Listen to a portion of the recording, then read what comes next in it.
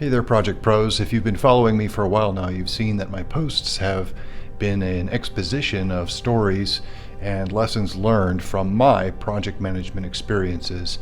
And it got me to thinking about learning more about you as practitioners.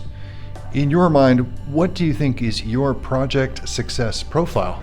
Are you more of an explorer type, one who's always open to new and better ways of managing your projects towards success? Are you a project success navigator? Do you use modern technology, frameworks, and methodologies that are cutting edge and keep your team members informed and involved in directionally steering the success of your project?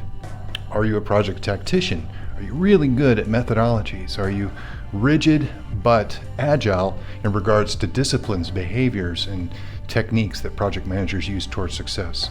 Or are you more of a well-rounded project success practitioner where you use an even balance of technology, frameworks, and have experience leading project teams towards success in the case of larger scaled projects over the course of many years?